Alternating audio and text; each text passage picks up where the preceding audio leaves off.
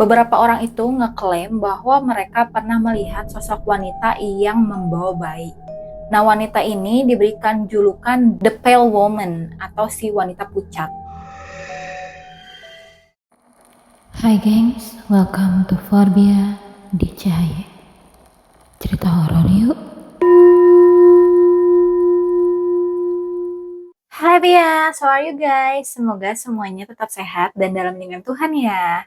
Buat yang baru mampir ke channel ini, kenalin aku Forbia. Di sini aku membahas cerita horor yang menurut aku menarik. Nah, semoga cerita horor yang menurut aku menarik ini bisa menarik juga ya buat kalian. Oke, jadi beberapa waktu lalu temen aku ada yang kirimin YouTube ini, YouTube Lonceng Misteri, yang dimana narasumber yang didatangkan adalah seseorang yang bernama Priska. Nah, Mbak Priska ini kerjanya di Bandara Soekarno-Hatta. Terus di situ dia menceritakan cerita-cerita horor apa sih yang dialami selama dia bekerja sebagai karyawan di bandara tersebut. Dari podcast ini, akhirnya aku mikir dong, hal yang dialami Mbak Priska apakah pernah juga terjadi di bandara-bandara di luaran sana, khususnya di negara asing? Akhirnya setelah aku cari-cari, ternyata aku nemu ini, gengs. Cerita horor kali ini datangnya itu dari sebuah negara yang menjadi tujuan wisata favorit aku. Dan aku yakin orang-orang di Indonesia pun lumayan menjadikannya tempat wisata favorit ya. Karena di Tanah Abang itu sampai dibikin tempat-tempat khusus untuk fashion negara ini. Bahkan makanan-makanan yang dari negara ini tuh sempat viral di negara kita, guys. Iya, benar banget, cerita kali itu datang dari Thailand. Dan yang mencengangkannya adalah ternyata bandara tempat aku landing ya di Krung Thep itu merupakan bandara yang termasuk angker. Bandara yang kita kenal dengan nama Suvarnabhumi Airport ternyata menyimpan cerita-cerita misteri di dalamnya, guys.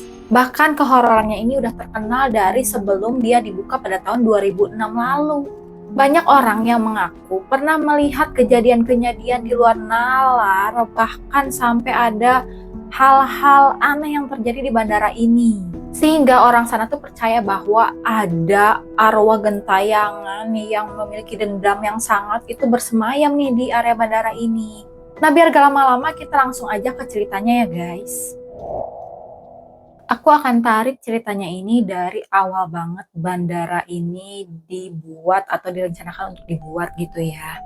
Jadi seperti yang kalian tahu, Bandara Suvarnabhumi ini letaknya lumayan jauh dari pusat kota Bangkok atau yang sekarang kita tahu namanya itu Krung Thep Mahanakhon itu ya. Lebih tepatnya berletak di Provinsi Samut Prakan dan di satu area yang biasanya orang sana itu kenal dengan nama Nong Nguhau atau bahasa Indonesianya itu rawa ular kobra.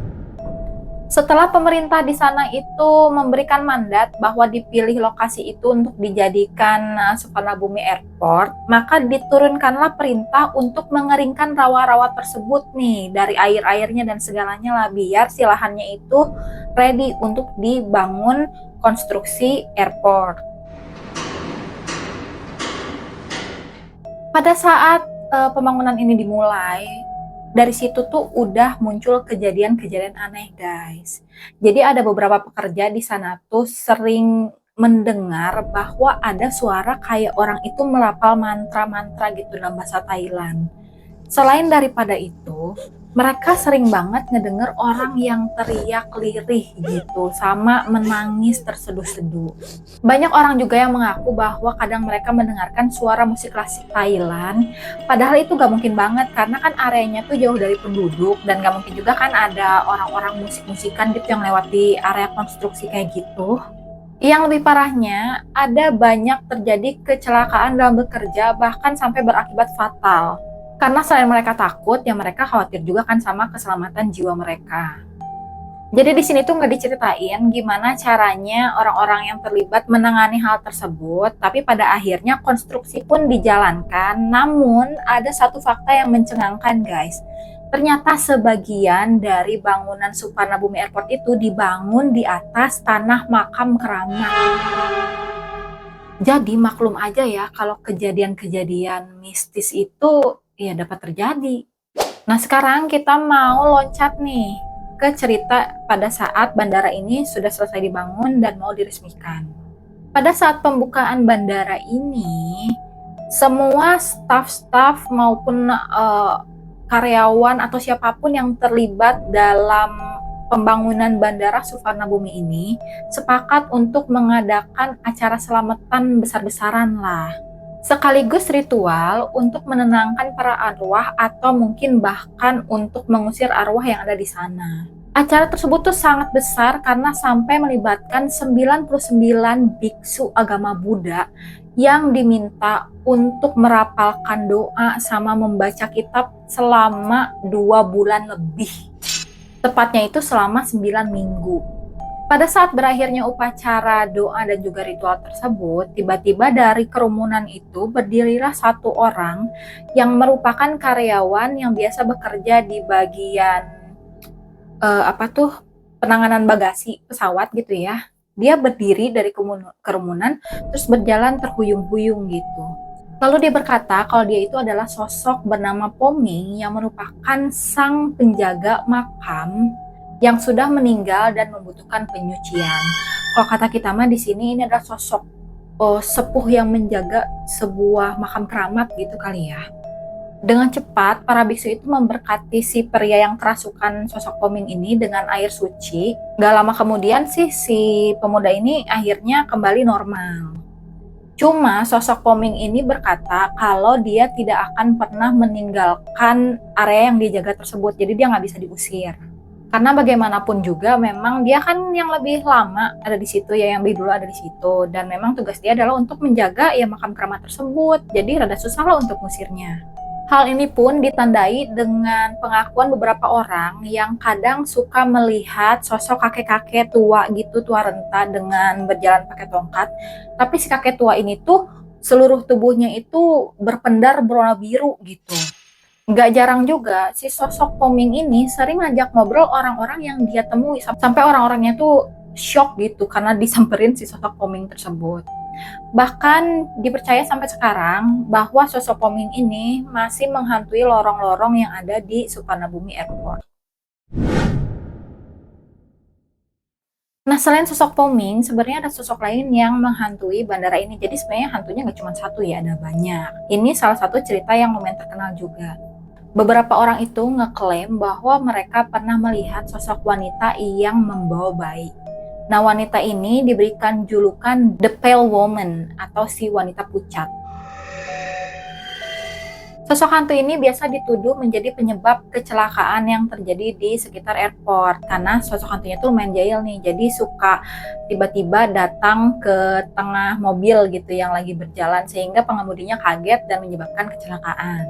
Selain itu, peristiwa poltergeist juga kerap terjadi di area bandara ini, seperti suara-suara aneh, atau tiba-tiba kayak kalau misalkan mereka lagi jalan sendirian di malam hari, kayak ada yang ngikutin gitu, ada suara langkah kaki, tapi pas dilihat itu nggak ada. Kadang terdengar juga suara-suara jeritan dan suara musik klasik Thailand yang terdengar di bandara tersebut. Ada satu cerita di mana ada petugas bandara yang tiba-tiba masuk ke dalam keadaan bukan kesurupan, dia kayak keadaannya tuh kayak keadaan trans dibilangnya, yang bengong begini doang gitu, kayak bukan kejang trans lah pokoknya, inilah ya ilustrasinya.